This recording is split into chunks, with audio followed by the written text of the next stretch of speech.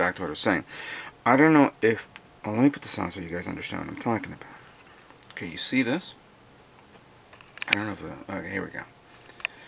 So, this is part of the trim, which obviously I want to paint. Like the metallic, like a gunmetal.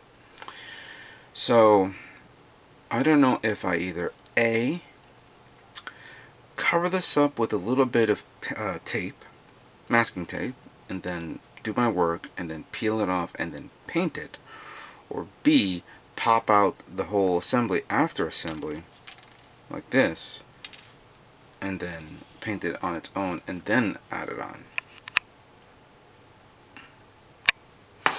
This is something I'm going to have to think about when I get to the point where I'm about to paint this.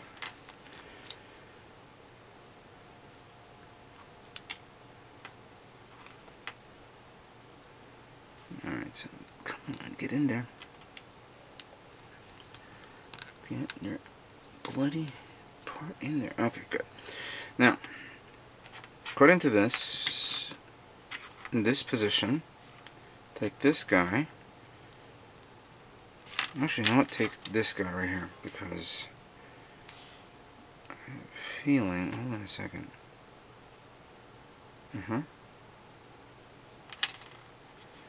Yeah, I was right. Sorry. Stick that guy in there. So it looks like that. And then this guy goes here. Ooh. Oh, I think I used the wrong polycap. Hold on a second. It's supposed to go like that. Shit. Alright, excuse me a second, guys. Polycap number 8. Where are you? Oh, it's this guy. Alright, so I made a goof.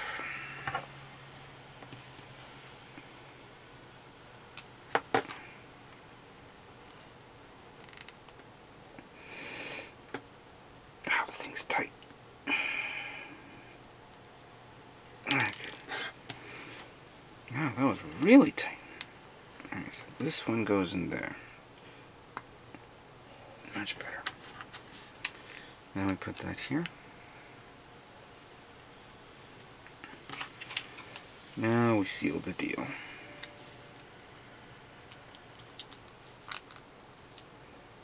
Much better. I think I know where that polycap should really go, so sorry about that. Alright, so this guy goes in the back.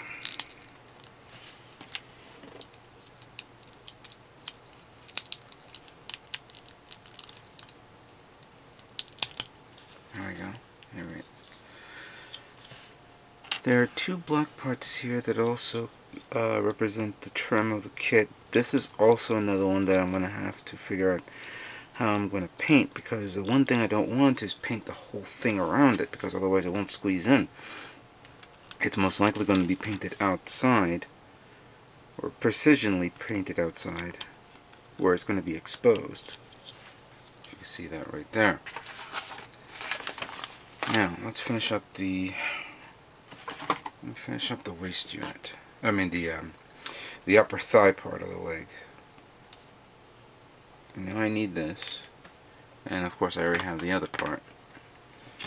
So we just take this guy, slide him in there. Take the polycap that we just pried away. Alright, and then we just take this guy, flip it around. Come on. That went in nice and smooth. And then finally, we put that in. And there we go. Yeah. The leg is done. Maybe I should have mentioned this. Both legs are different because the left, excuse me, this is the right leg, so this portion of the frame, how it's bent up like that, should be on the right side, while this one should be on the left side. It is different if you look at the actual design. So there we go. Let's move on to the next part.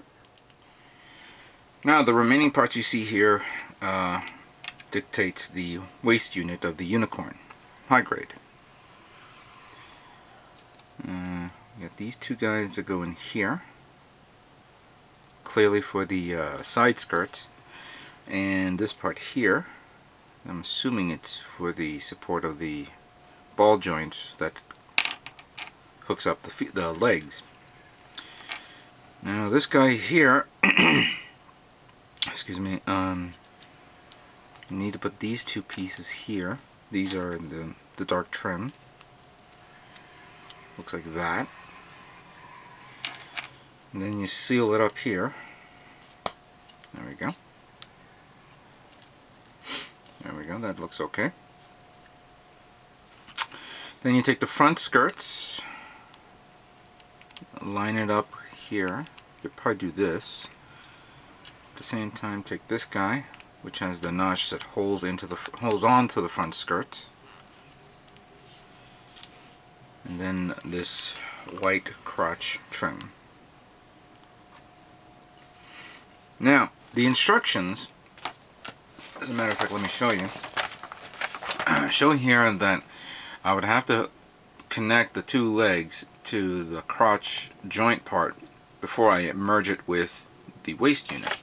I'm going to bypass that for now, and we'll do that in a few moments, but let's see what it looks like. You know, obviously it goes in here, like so. It's easy for you guys to see this without putting on the legs. And then we have the two side skirts with two other trims. So we have one that goes like this, and you have another one that goes like that, as you can see.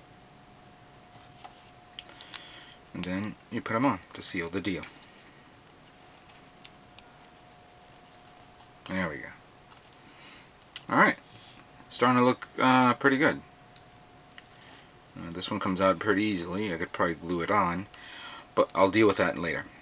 Alright, let's move on to the next construction. Alright, the remaining parts that you see here dictates the weaponry of the Unicorn Gundam. First up, let's deal with this guy. Okay, put him here. Followed by this little guy. There's a notch on top of this guy, so it has to face up. So you put him like so. Then you close it up. There we go. Next, put these two guys together.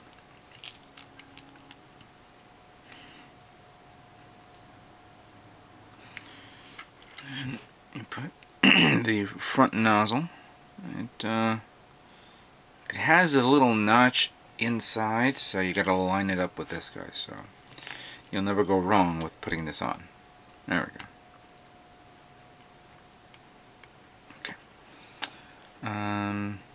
It goes under like this, in this position, and then you take the grip, put them on like so. So it has to look like this. Fold it up to the front for easy storage. Now, supposedly in the instructions, the bazooka will have to can collapse like that in a short version, while the long version, you take this this extra part, this extended part, put it on like that, and now it's ready in full combat, like that. I'm going to leave it this way. The remaining parts happens to be the ammo crate type thing, and something that goes in the back, which I'm trying to figure out how it goes in. I think that's it. There we go. So it has these rockets. There's nothing special about the shield. There was only a few parts. I didn't feel like recording it. I just did it the way it is, so you guys can sue me later on. But it does has this part here that you put on for the remaining part. Here's another part here for the excuse me, for the bazooka. I guess it's an extra ammo pack, and some other stuff which I'm trying to distinguish where it goes. Let's go to the next page. No. Oh, okay. So like when this device is not in use and you take this apart, you flip this open. Ah, okay. I know what this is. All right, we'll cover this in a minute. Let's finish assembling Unicorn. Gaga.